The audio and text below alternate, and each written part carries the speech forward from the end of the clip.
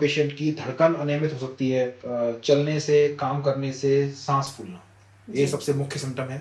Lungs के अंदर fluid level बढ़ जाता है, हार्ट के चारों तरफ भी फ्लूइड लेवल बढ़ जाता है। तो ऐसे जो छोटे नवजात बच्चे होते हैं उनको दूध पीने में कठिनाई होती है, वो एक बार में माँ का पूरा दूध नहीं पी पाते।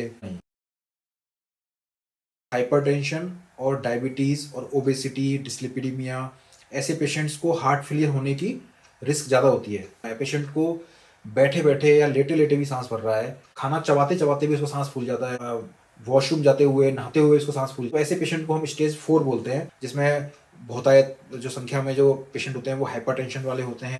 3 दिन की हिस्ट्री थी, जिसके अंदर उसका सांस भरने वाली तकलीफ थी, जिसके अंदर उसका ये एक्स-रे था।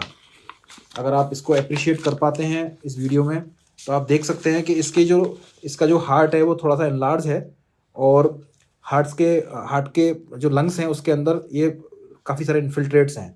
तो इसको हम आम भाषा में बोलते हैं कि लंग्स के अंदर सर, एक बार फिर आपका यूरेमोनिया क्वेस्ट में बहुत-बहुत स्वागत। सर, जब कोई पेशेंट आता है आपके पास में, तो आप फिर डायग्नोसिस किस तरीके से करते हैं? पहले तो जब भी पेशेंट हमारे पास आता है, तो हम उसके सिम्पटम्स पूछते हैं उससे कि उसको क्या सिम्पटम्स हैं, कितने दिनों से हैं, और वो कब एग्रीवेट या रिलीव्ड होते हैं।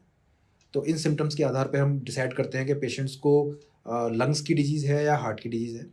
फिर हमें लगता है कि अगर हम ये सिम्पटम्स हार्ट की वजह से हो सकते हैं, तो हमारे पास एक number of series of tests हैं, जिसके अंदर ECG, chest x-ray, 2D eco किए जाते हैं। इसके अलावा रूटीन ब्लड टेस्ट, जिसमें haemoglobin, renal function test, thyroid profile देखी जाती है, ब्लड शुगर चेक किया जाता है, यूरिन कंप्लीट देखते हैं। कुछ हार्ट फेलियर के मार्कर्स हैं, जिसमें सबसे इम्पोर्टेंट एंटी प्रो बीएनपी एक मार्कर होता है, जो ये बता देता है कि पेशेंट का हार्ट फेलियर वाली अवस्था है या नहीं। तो इस तरह के विभिन्न प्रकार के टेस्ट्स हैं, जिनके आधार पे हम ये डायग्नोस कर पाते हैं कि पेशेंट हार्ट फेलियर से ग्रसित है या नहीं है। सर, हार्ट फेलियर का ट्रीटमेंट आजकल इतना एडवांस हो गया है, तो वो किस तरीके से किया जाता है? देखिए, सबसे पहले तो हम हार्ट फेलियर की स्टेज डिसाइड करते हैं पेशेंट्स के सिम्पटम्स से और साइन से, कि वो पेशेंट किस स्टेज में है, और स्टेज के अकॉर्डिंगली मल्टीपल गाइडलाइंस हैं, चाहे वो यूरोपियन सोसाइटी हो या अमेरिकन सोसाइटी हो या इंडियन सोसाइटी हो, सब ने अपनी अपनी गाइडलाइंस बनाई हुई हैं। उस स्टेज के आधार पे पेशेंट का ट्रीटमेंट किया जाता है। फॉर एग्जांपल, अगर कोई पेशेंट स्टेज 1 में आया है, जिसके अंदर हृदय में अभी कोई परिवर्तन नहीं हुए हैं, बट पेशेंट को सिम्पटम्स हैं, तो ऐसे पेशेंट्स को केवल ऐसे पेशेंट का रिस्क फैक्टर को कंट्रोल करने के लिए हम मेडिसिन देते हैं।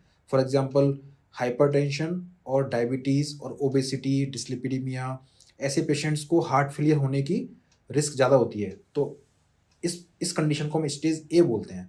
तो ऐसे पेशेंट्स को हम इनकी जो एग्जिस्टिंग डिजीज़ेज़ हैं, उनको हम ट्रीट करते हैं ताकि हार्ट फेलियर ना हो।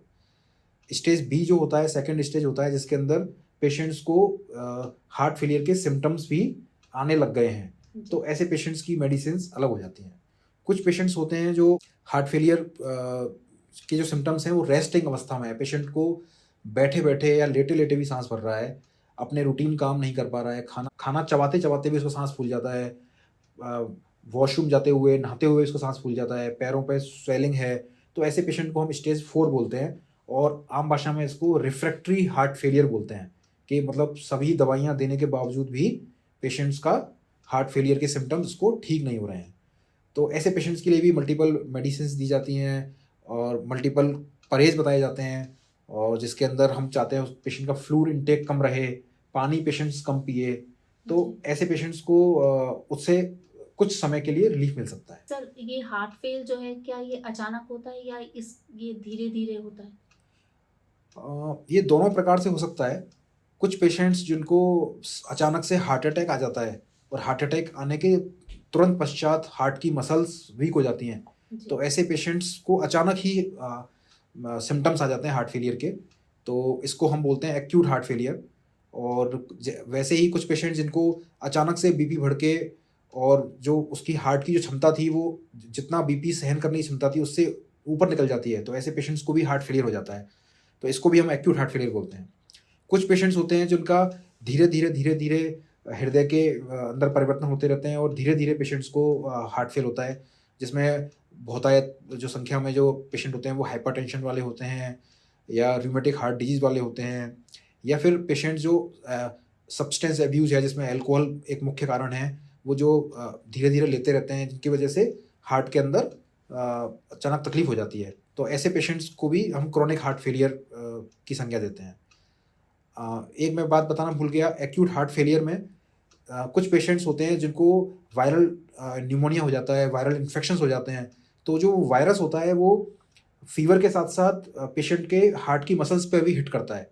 तो उसकी वजह से उसकी हार्ट की मसल्स कमज़ोर हो जाती हैं और वो पेशेंट अचानक साँस फूलने वाली तकलीफ़ के साथ अस्पताल में आता है। उसको भी हम एक्यूट हार्ट फेलियर बोलते हैं या एक्यूट मायोकार्डाइटिस बोलते हैं।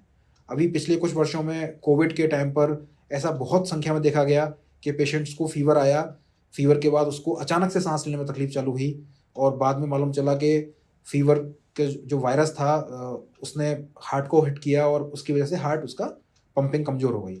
तो इस तरह दोनों प्रकार के हार्ट फेलियर होते हैं, अचानक से आने वाले और लंबे समय तक धीरे-धीरे आने वाले। सर यानी कि वायरल फीवर को भी नॉर्मली लोग बहुत सीरियसली नहीं लेते, कहते हैं ठीक है वायरल है ठीक हो जाएगा, लेकिन ये हार्ट पर भी इफेक्ट डाल सकता है, इसलिए इसको भी नॉन सीरियसली नहीं लेना चाहिए। आपकी बात से तो यही मतलब निकल रहा है। नहीं, एक्चुअली सारे वायरस हार्ट पर इफ़ेक्ट नहीं डालते हैं। कुछ पर्टिकुलर वायरस हैं जिसमें इन्फ्लुएंजा वायरस आता है, कॉक्सासिकी वायरस आता है। कुछ वायरस की प्रोपेंसिटी होती है वो हार्ट मसल्स पर को डैमेज करते हैं। नॉर्मल वायरस जो वायरल न्यूमोनियाज़ जो वायरल इन्फेक्शंस होते हैं, उनमें हार्ट को जनरली कोई इफ़ेक्ट नहीं होता है। और अगर पेशेंट्स की इम्यूनिटी ठीक है, पेशेंट्स का रूटीन ठीक है, उसका फूड हैबिट ठीक है, तो जनरली हार्ट पर अचानक से इस वायरस का असर नहीं होता है। कभी-कभी कोई पेशेंट जो कैंसर के पेशेंट हैं, टीबी के पेशेंट्स हैं जिनको लंग्स कॉम्प्रोमाइज़्ड हैं या हेवी स्मोकर हैं या फिर उनका जो वायरल इलनेस है वो लंबे समय तक रही है, फॉर एग्ज़ाम्पल 5 से 10 दिनों से ज़्यादा हो गई है, तो ऐसे पेशेंट्स को संभावना हो सकती है कि उनके हार्ट पर भी कुछ इफ़ेक्ट आ जाए। सर अभी आपने एक्यूट हार्ट फेलियर की बात की थी, तो इसमें पेशेंट को किस तरीके की तकलीफ होती है? जी। देखिए, एक्यूट हार्ट फेलियर अगर हम बात करें तो पेशेंट इसमें आपको रिलेटिवली एसिम्प्टोमेटिक होता है और जी। अचानक से किसी पेशेंट को जो पहले एसिम्प्टोमेटिक था, सडनली ब्रीथिंग डिफ़िकल्टी होने लगे, जी। अचानक से साँस फूलने लगे और पैल्पिटेशन होने लगे, खाँसी होने लगे और उसके जब टेस्ट किए हमने तो उसके अंदर हार्ट की एब्नॉर्मलिटी मिले, तो ऐसे पेशेंट को हम एक्यूट हार्ट फेलियर बोल सकते हैं। मैं आपको इसका एक एग्ज़ाम्पल बताता हूँ कि अभी हमारे पास कुछ दिन पहले ही एक पेशेंट आया था, जिसके जब वो आया था तो उसका ये एक्स-रे था। उसको 3 दिन की हिस्ट्री थी, जिसके अंदर उसका साँस भरने वाली तकलीफ़ थी, जिसके अंदर उसका ये एक्स-रे था। अगर आप इसको एप्रिशिएट कर पाते हैं इस वीडियो में, तो आप देख सकते हैं कि इसका जो हार्ट है वो थोड़ा-सा एनलार्ज है और हार्ट के जो लंग्स हैं उसके अंदर ये काफ़ी सारे इन्फिल्ट्रेट्स हैं। तो इसको हम आम भाषा में बोलते हैं कि लंग्स के अंदर पानी भरा हुआ है। और आप देखिए ट्रीटमेंट मेडिकल साइंस कितनी एडवांस है कि उसका हमने 2 दिन के ट्रीटमेंट के बाद अब आप देखिए उसका लंग बिल्कुल ठीक हो गया। उसके लंग्स के अंदर से वाटर पूरा बाहर हो गया और पेशेंट्स को इमीडिएटली 2 दिन के अंदर रिलीफ हो गया। वेंटिलेटर पे थी पेशेंट, वेंटिलेटर से भी बाहर आ गई और उसका डिस्चार्ज भी हो गई। तो ये एक हार्ट फेलियर जो एक्यूट हार्ट फेलियर के अंदर इसलिए हम कहते हैं कि सबसे ज़्यादा मोर्टेलिटी होती है। अगर ठीक टाइम पर पेशेंट को ट्रीटमेंट नहीं मिले, तो इसमें 30 से 40% मरीज़ों की मृत्यु हो जाती है। सर आपने बिल्कुल सही कहा, आजकल मेडिकल साइंस का इतना एडवांसमेंट हो चुका है कि कोई भी समस्या इतनी मुश्किल नहीं लगती, बशर्ते आप डॉक्टर्स के पास टाइमली पहुंच जाएं। अगर आपको लगता है कि वीडियो में दी गई जानकारी किसी के लिए उपयोगी हो सकती है तो इसे शेयर भी कर दीजिए। हेल्थ से जुड़ी ऑथेंटिक इन्फॉर्मेशन चाहते हैं तो आप हमारे चैनल को सब्सक्राइब भी कर सकते हैं। अगर किसी बीमारी के बारे में जानकारी चाहते हैं तो कमेंट सेक्शन में ज़रूर लिखिए। हम जल्द ही उस विषय पर एक्सपर्ट से बातचीत करेंगे और आपके लिए एक वीडियो लेकर आएंगे।